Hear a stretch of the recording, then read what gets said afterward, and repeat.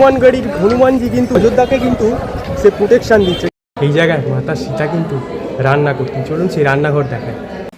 এখানে কিন্তু সম্পূর্ণ বিনামূল্যে 10 থেকে 12 রকম আইটেম প্রসাদ পাবে। এই জায়গায় ভগবান রামচন্দ্র কিন্তু ছোটবেলায় খেলাধুলা করতেন। অযোধ্যা ভারতের প্রাচীনতম শহরগুলির মধ্যে অন্যতম হলো এই অযোধ্যা, যার প্রতিটি মন্দির এবং অলিগলির মধ্যে বিরাজ করছে ভগবান রামচন্দ্রের স্মৃতি ও পবিত্রতা। আর যে কারণে এই পবিত্র মাটিতে সারা বছরই ভক্তদের আনাগোনা লেগেই থাকে।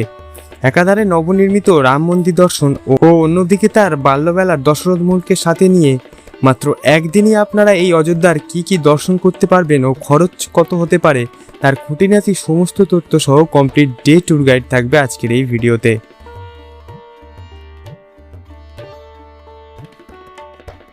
পবিত্র রাম জন্মভূমি অযোধ্যাতে সবাইকে স্বাগত জানাই।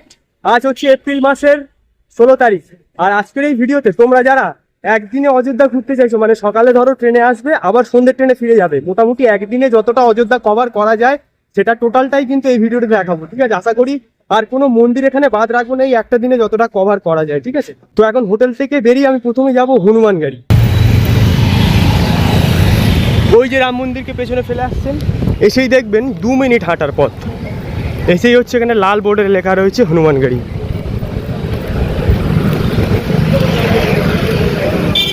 এই যে লেখা রয়েছে হনুমানগড়ি, এই গলিটা দিয়ে গেলেই কিন্তু আমরা পেয়ে যাব হনুমানগড়ির মন্দির। এই যে মেন রোড থেকে এই যে বাঁদিকে ঢুকে যাবো হনুমানগড়ি, এই গলিটা দিয়ে সোজা যেতে হবে। আর যারা পুজো দিতে চাইছেন এই গলিতেই কিন্তু প্রচুর ডালার দোকান রয়েছে, ওই ডালার দোকান থেকে কিন্তু তোমরা পুজোর ডালা নিয়ে এই মন্দিরে গিয়ে পুজো দিয়ে দিতে পারবে, ঠিক আছে? এই গলিতেই প্রচুর ডালার দোকান রয়েছে।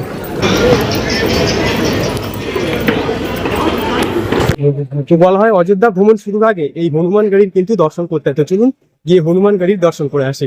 এই মেন গেট হনুমানগড়ির।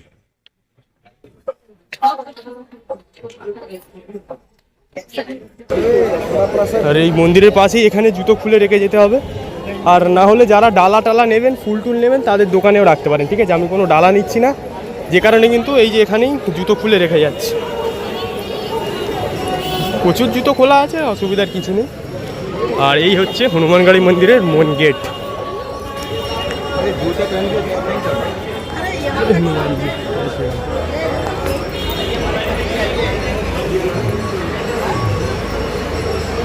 অনেকগুলো সিঁড়ি ক্রস করে কিন্তু এই মন্দিরে পৌঁছাতে হবে। প্রচলিত বিশ্বাস অনুযায়ী লঙ্কা বিজয়ের পর ভগবান রামচন্দ্রের আদেশ অনুযায়ী হনুমানজি অযোধ্যার রক্ষার জন্য এই স্থানে অবস্থান করেছিলেন, যে কারণে এই জায়গাটির নাম হয়ে যায় হনুমানগড়ি। আনুমানিক 18 শতকের দিকে এই হনুমানগড়ির মন্দিরটি স্থাপন করা হয়েছিল এবং পরবর্তীতে এটি সংস্করণ করে নতুন রূপদান করা হয়েছে।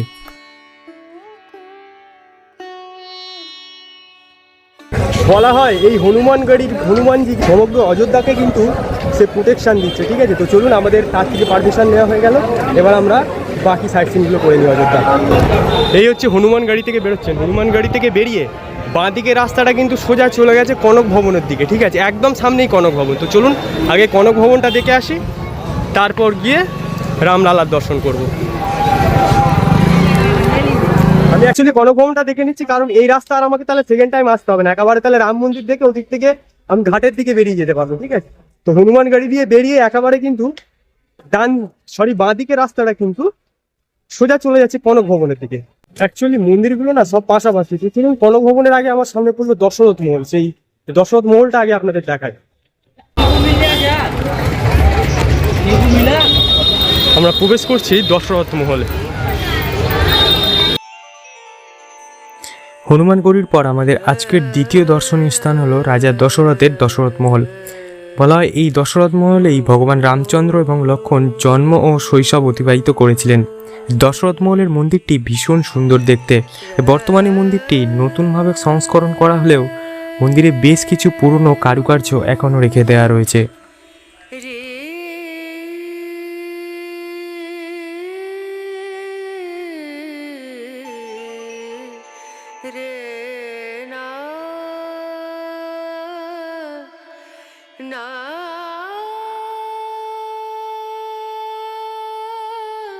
এই যে দেখুন কিছু কিছু কিন্তু ধ্বংসস্তূপ রয়েছে এখনো। ভেতরেরগুলো হয়তো পুনঃসংস্করণ করা হয়েছে, কিন্তু এইগুলো কিছু কিছু দেয়াল কিন্তু মন্দিরের ইতিহাস বলে দেবে।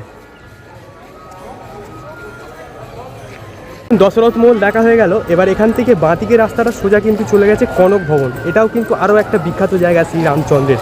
তো আমি যাই ওখানে গিয়ে আপনাদেরকে দেখিয়ে দিচ্ছি কনক ভবন। এই যে দশরথ মহল থেকে বেরোচ্ছেন, দশরথ মহল থেকে বেরিয়ে বাঁদিকে রাস্তাটা ধরবেন, ঠিক আছে? বাঁদিকে রাস্তাটা ধরে 2 থেকে 3 মিনিট পায়ে হেঁটে গেলেই কিন্তু পড়বে কনক ভবন। এই রাস্তা দিয়ে এই পাশে দশরথ মহলকে ফেলে রেখে সোজা চলে যাবেন। এই যে কিছুটা এসে আবার ডান দিকে রাস্তাটা নিতে হবে। এই যে কনক ভবন বলে লেখা রয়েছে।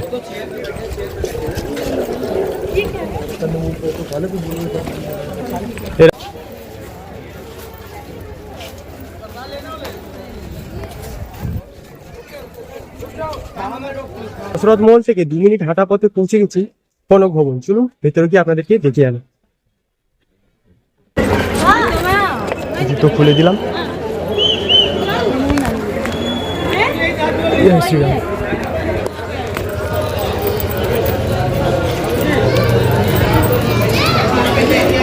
এখানকার প্রতিটা মন্দিরের কারুকার্য সত্যি অসাধারণ, কিন্তু দেয়াল বলুন বা মেন মন্দিরের কারুকার্যগুলো দুর্দান্ত। কিন্তু এই কনক ভবন হলো অযোধ্যার সব থেকে সুন্দর মন্দিরগুলির মধ্যে অন্যতম। 1899 খ্রিস্টাব্দে বর্তমানের কনক ভবনটি নির্মাণ করেছিলেন মহারানী বৃষভানু কুনওয়ালি। পরবর্তীতে রাম সীতা বিবাহের পর মাতা কৈকি তাদেরকে এই স্বর্ণখচিত ভবনটি উপহার দিয়েছিলেন।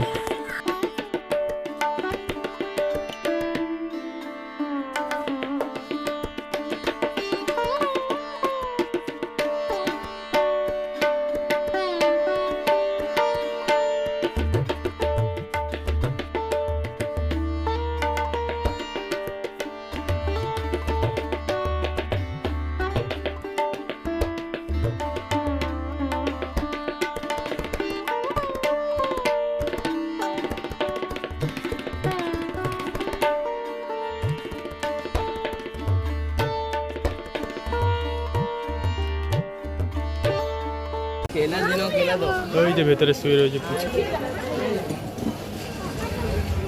ও হাঁটতে পারে না। কনক ভবন থেকে বেরিয়ে এবার যাবো শ্রী রত্ন সিংহাসন রাজবাড়ি। এখান থেকে 2 মিনিট হেঁটে কিন্তু এই বেরিয়ে হচ্ছে ডান দিকে রাস্তাটা ধরতে হবে।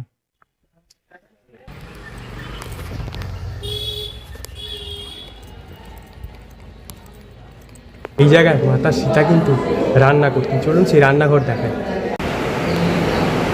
এই হচ্ছে দেখুন মাতা সীতার রান্নাঘর, ঠিক আছে? যদিও এখানে রান্নার সরঞ্জাম নতুনভাবে সংস্করণ করে রাখা রয়েছে দেখুন, কিন্তু এই ঘরেই কিন্তু মাতা সীতা রান্না করতেন।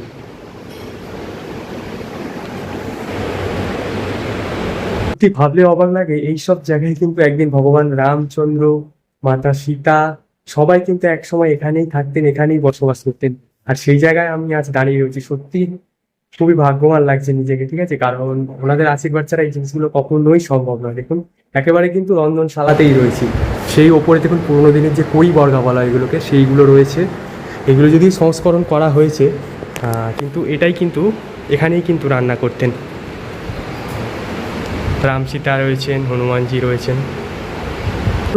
এবার একেবারে সরাসরি কিন্তু রামলালার মন্দিরকে নিয়ে যাবো। মোটামুটি এই মেন মন্দির ছাড়া বাকি সমস্তটাই কিন্তু দেখাতাম। অযোধ্যায় এপ্রিল মাস, মারাত্মক গরম, রোদ সেই লেভেলের উঠেছে কিন্তু, আর প্রচুর মানুষ রয়েছেন। এটা এমন একটা জায়গা না সারা বছর লোক থাকে। এইগুলো আপনি হচ্ছে বারাণসী বলুন, কাশী বিশ্বনাথ বলুন, এগুলো কিন্তু সারা বছর লোক থাকে। দেখুন যে কোনো সময় আপনি দেখুন লোক ভিড় পাবেন। কিন্তু রয়েছি একেবারে রামলালার মন্দিরে প্রবেশের সম্মুখে। দেখুন এই হচ্ছে রাম মন্দিরের এন্ট্রি। ব্যাগ চেক করাতে হবে, জুতো জমা দিতে হবে, তারপর আর ঢুকেই এদিকটায় রয়েছে হুইল চেয়ার অ্যাক্সেসিবিলিটি। হ্যাঁ, যারা হাঁটতে পারেন না তাদের জন্য কিন্তু এখানে হুইল চেয়ারের ব্যবস্থা রয়েছে, ঠিক আছে? এখানে সবকিছু লেখা রয়েছে, wheel chair service free but rider free 150 is payable. এই সমস্ত রুলস দেওয়া রয়েছে। এখান থেকে হুইল চেয়ার নেওয়া হয়, ওই যে নিচ্ছেন সবাই, আর যারা অ্যাকচুয়ালি হাঁটতে পারেন না। এরকম অনেকগুলো স্টিলের ব্যারিকেড করা রয়েছে। সেই স্টিলের ব্যারিকেড দিয়ে কিন্তু পরপর গিয়ে প্রথমে ব্যাগ চেক হবে, মোবাইল সাবমিট হবে, জুতো সাবমিট হবে, ব্যাগও সাবমিট হবে, তারপর গিয়ে মন্দিরে কিন্তু আপনি প্রবেশ করতে পারবেন। কোনো রকম ইলেকট্রনিক গ্যাজেট, মোবাইল, জুতো, ব্যাগ কিচ্ছু নিয়ে কিন্তু মন্দির চত্বরে প্রবেশ করতে পারবেন না। আর সেটারও কিন্তু চেষ্টাও করবেন না, কারণ ধরা পড়লে কিন্তু আপনাকে বলে বের করে দিতে পারে মন্দির থেকে এটাই। আর এখান থেকে মন্দিরের চূড়াটা হালকা দেখা যাচ্ছে, দেখুন। অ্যাকচুয়ালি মন্দিরটা এমন একটা জায়গা, পুরোপুরি দেখা যাবে না, ওই যে দূরে দেখা যাচ্ছে মন্দির, ওই যে দূরে দেখা যাচ্ছে মন্দিরটা।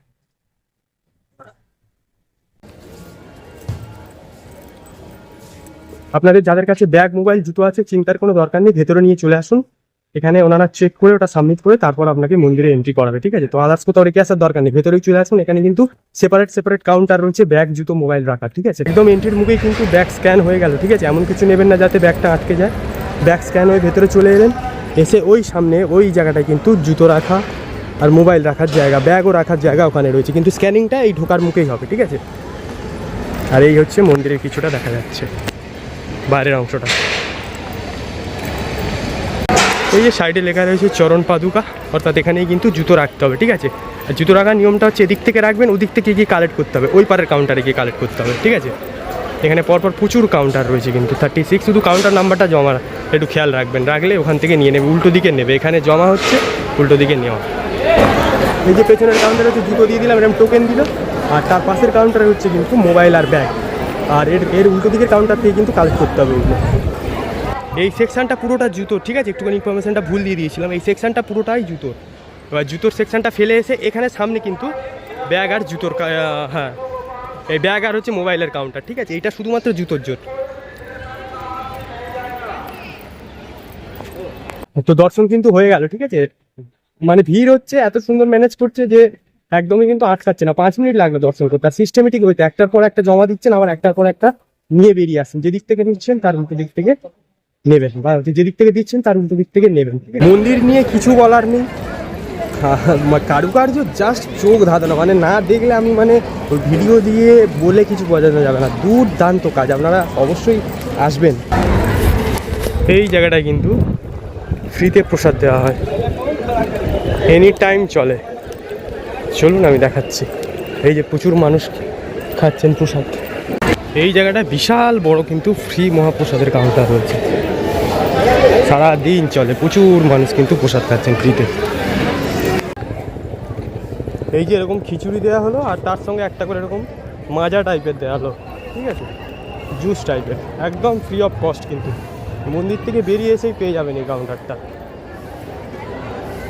রাম মন্দিরের দর্শন সেরে এবার আমরা যাচ্ছি আমাবার রাম মন্দির, ঠিক আছে? এখানেও কিন্তু সম্পূর্ণ বিনামূল্যে 2 টাইম কিন্তু ফ্রি প্রসাদ দেওয়া হয়। তো চলুন আগে ওখানে যাই, গিয়ে সমস্ত ডিটেলস আমি দেখিয়ে দিচ্ছি কিভাবে আপনারা ওখানে প্রসাদ পাবেন। এই যে মন্দিরের এক্সিট গেট দিয়ে বেরিয়ে বাঁ দিকে রাস্তাটা ধরবেন, ঠিক আছে? এটা ধরলে আপনারা সরাসরি কিন্তু আমাবার রাম মন্দিরে পৌঁছে যাবেন। এই যে এক্সিট গেট দিয়ে বেরিয়ে বাঁ দিকে রাস্তাটা ধরবেন, ধরে সোজা গেলে আমাবার রাম মন্দির পৌঁছে গেছি। আমাবার রাম মন্দির, ঠিক আছে? এখানে 2 টাইম কিন্তু ফ্রি প্রসাদ দেওয়া হয়, একটা 11টা থেকে 3টে, আর একটা 7:30 থেকে রাত 9টা অবধি। এই হচ্ছে কুপন কাউন্টার, ঠিক আছে? এখান থেকে কুপন কালেক্ট করতে হবে, করে ওটাকে ফিল করতে হবে, করে ওইখান থেকে লাইন দিয়ে প্রসাদ নিতে হবে ভেতরে গিয়ে। এটা হচ্ছে কুপন কাউন্টার, এখান থেকে কুপন নিতে হয় আগে প্রসাদ পাওয়ার জন্য। যেহেতু একজন আছি তাই আর কোনো কিছু লাগলো না, এই জাস্ট প্রসাদে একটা স্ট্যাম্প মেরে দিল যে আমি রাম মন্দির দর্শন করেছি। ওই যে গেট আছে, ওই গেটে দেখালে ভেতরে এন্ট্রি হয়ে যাবে। আর তার আগে এখানে কিন্তু জুতো রাখার স্ট্যান্ড রয়েছে।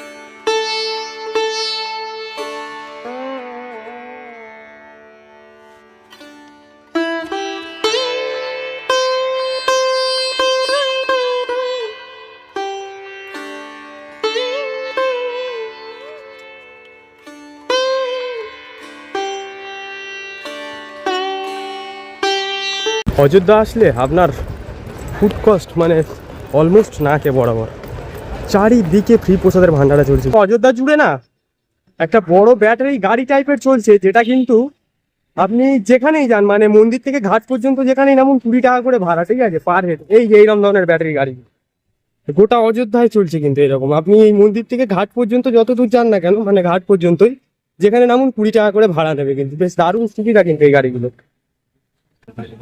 এই একবেলা ট্যুরে মোটামুটি অযোধ্যা কভার করে ফেলেছি, আর 2-3টে জায়গা আছে যেটা একটু বিকেলবেলা রেস্ট নেবো, নিয়ে তারপর যাবো, কারণ এখন কিন্তু অযোধ্যায় প্রচুর টেম্পারেচার। এখন আর ঘুরবো না, একটু রেস্ট নেবো, নিয়ে বিকালে বাকিটা ঘুরে দেখাবো। সত্যি আমাবার রাম মন্দিরে যা প্রসাদ খেলাম না, মানে ভাষায় প্রকাশ করা যাবে না। পুরি ছিল 2 রকম সবজি, জিলিপি 2 রকম পাঁপড় ভাজা, ডাল আর ভাত, মানে অতুলনীয়। সত্যি এই প্রসাদ আপনারা অবশ্যই কিন্তু গ্রহণ করবেন। একেবারে রাম মন্দিরের পেছনেই হচ্ছে কিন্তু আমাবার রাম মন্দির, এটা একটু মনে করে রাখবেন। আর আপনারা গুগলে হয়ে যাবেন, ওখান থেকে ম্যাপ দেখে কিন্তু যেতে পারেন। যারা অযোধ্যায় আসছেন তারা অবশ্যই কিন্তু এই আমাবার রাম মন্দিরের প্রসাদ একবার টেস্ট করে দেখবেন। ঘুরে চলে এলাম, এবার একটুখানি রেস্ট নিই দুপুরবেলা, নিয়ে তারপরে বিকেল বেলা যে আরো 2-3টে স্পট রয়েছে, ঠিক আছে, সেটা আপনাদেরকে বিকালে ঘুরিয়ে দেখাবো। 4:30 বেজে গেল, এখনো কিন্তু রোদের টেম্পারেচার কমেনি, ঠিক আছে। তো কিছু করার নেই, আমাকে তাড়াতাড়ি ফিরতে হবে। সন্ধ্যের টিকিট আমার কনফার্ম হয়ে গেছে, হয়তো 7:30 ট্রেন রয়েছে, যে কারণে একটু বেরিয়ে পড়লাম তাড়াতাড়ি, বাকি পার্টটা ঘুরে আসবো, ঠিক আছে। এখান থেকে প্রথমে আমরা যাবো সরায়ু নদী, ঠিক আছে, সরায়ু ঘাট যেটা, সেখানে যাবো। এই একেবারেই মেন রোডে আসলে কিন্তু আপনারা টোটো পেয়ে যাবেন, ঠিক আছে, 20 টাকা করে নেয় ওই যে ব্যাটারি টোটোগুলো। একদম রাম মন্দিরের বাইরে থেকে এরকম হচ্ছে ব্যাটারি গাড়ি করে নিলাম, যেটা কিন্তু সরাসরি আপনাকে ঘাটে নিয়ে যাবে 20 টাকা ভাড়া, ঠিক আছে। একদম রাম মন্দিরের বাইরে থেকে কিন্তু রোড থেকে এলেই এই গাড়িগুলো সরাসরি আপনাকে ঘাটে নিয়ে চলে যাচ্ছে, সরাই ঘাট। এই যে গাড়িটা এরকম সিট রয়েছে, পেছনেও বসার সিট রয়েছে, ঠিক আছে। এই হচ্ছে গাড়িটা।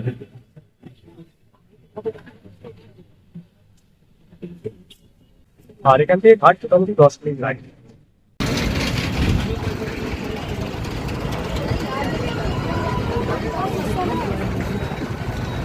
সেখানে এসে নামলাম, এই জায়গাটার নাম হচ্ছে লতা মঙ্গেশকর চক। আর এখানেই দেখুন বিশাল বড় একটা ভিনা রয়েছে আমার পেছনে, আর প্রচুর মানুষ সেই সঙ্গে কিন্তু ছবি তুলছে এখানে। অ্যাকচুয়ালি লেজেন্ডারি সিঙ্গার লতা মঙ্গেশকরকে শ্রদ্ধা জানানোর জন্য এই জায়গাটার কিন্তু এরকম একটা ভিনা তৈরি হয়েছে, আর নাম হয়েছে লতা মঙ্গেশকর চক। ফটো নেই চাই দাদা, বিশাল বড় একটা ভিনা রয়েছে দেখুন। তবে সন্ধ্যের আলো জ্বলার পর আরো ভালো লাগবে, বেশ পার্ক টাইপের করা রয়েছে, ভেতরে একটা হনুমান বসে রয়েছে মডেল। আর এই হচ্ছে টোটাল লতা মঙ্গেশকর চক। এই লতা মঙ্গেশকর চকের এই স্ট্যাচুটার উল্টো দিকেই রয়েছে কিন্তু সরায়ু বা সূর্য নদীর যে ঘাট রয়েছে, সেই ঘাটে যাওয়ার রাস্তা।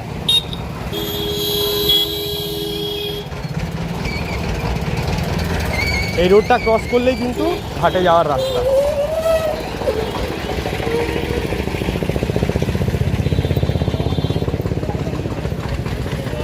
এই যে নয়া ঘাট বলে লেখা রয়েছে, এটাই হচ্ছে ঘাটে যাওয়ার রাস্তা, এই সোজা রাস্তাটাই।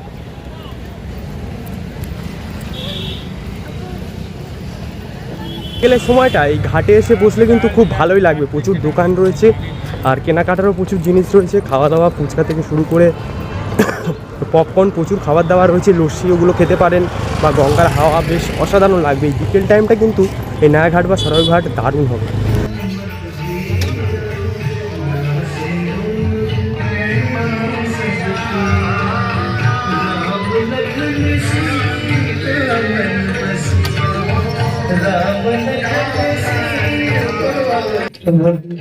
আর এর পাশে গঙ্গা আরতি হবে, আর কিছুক্ষণ পর শুরু হবে, ঠিক আছে। ওটা 6টা থেকে শুরু হয় এই গঙ্গা আরতি। একেবারে কিন্তু এই যে নদী, তার পাশেই এই যে গঙ্গা আরতির ব্যবস্থা, আর আলাদাই ভাইব লাগছে ঘাটটার।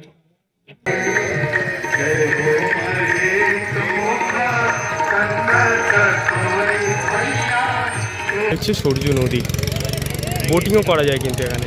ওই যে সব বিকেল টাইমটা এই সরাইউ ঘাটে কিন্তু দারুণ লাগবে, চারিদিকে গান হচ্ছে, আর প্রচুর মানুষ স্নান করছেন, বোট চড়ছে, হাওয়া দিচ্ছে গঙ্গার, অসাধারণ লাগবে বিকেল টাইমটা কিন্তু।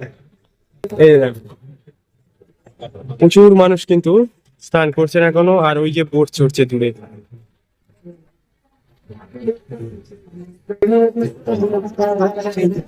আর সেই সঙ্গে সূর্য অস্ত যাচ্ছে বিকালের দিকে। এই সরাইউ ঘাট পুরো পুরো বেনারসের ফিল দিচ্ছে, সত্যি মানে অপূর্ব লাগছে। সূর্য অস্ত যাচ্ছেন, স্নান করছেন, বোট চড়ছেন, দেখুন এই জায়গাটা তো আমার পুরো একদম বেনারস লাগছে, পুরো বেনারস লাগছে আমার।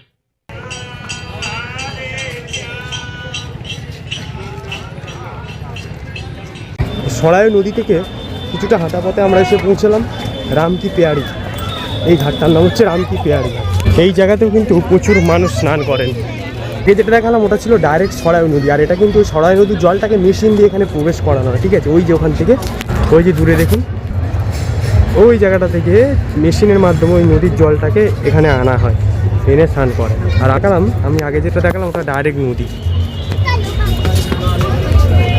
এই যে বিল্ডিংটায় কিন্তু লাইটিং শো হয় সন্ধ্যে 7টা থেকে। এই রাম কি পেয়ারির এই ঘাটটার সামনেই যে বিল্ডিংটা রয়েছে, এটা থেকে রামায়ণের বিভিন্ন কাহিনী দেখানো হয়, সেটা লেজার লাইটের মাধ্যমে। ওটা 7টা থেকে হয়। দেখুন এখানে প্রচুর লেজার লাইট লাগানো রয়েছে, ওই যে এইগুলোর থ্রুতে এই বিল্ডিংয়ের গায়ে দিয়ে দেখানো হয়। পেয়ারির পাশেই রয়েছে নাগেশ্বরনাথ মহাদেবের মন্দির। চলুন দেখে আসি এই নাগেশ্বরনাথ মহাদেব।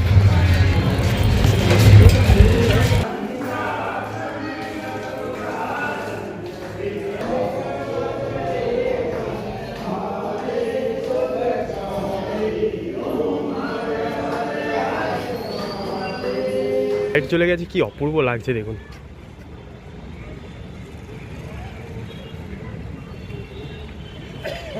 রাম কি পেয়ারি ঘাটেই আমি আমার আজকের একদিনের অযোধ্যা ভ্রমণের ভিডিও শেষ করছি। কেমন লাগলো অবশ্যই কিন্তু কমেন্টে জানাবেন। আশা করি আর কোনো মন্দির হয়তো বাদ দিইনি। এরপরে অ্যাকচুয়ালি অযোধ্যা বেনারসের মতন ওরকম ছোটখাটো অলিগলি মন্দির রয়েছে, কিন্তু মেনগুলো আমি কিন্তু দেখানোর চেষ্টা করেছি। অবশ্যই কমেন্টে জানাবেন কিরকম লাগলো। আবার খুব তাড়াতাড়ি দেখা হবে নতুন কোনো টপিকে। জয় শ্রীরাম।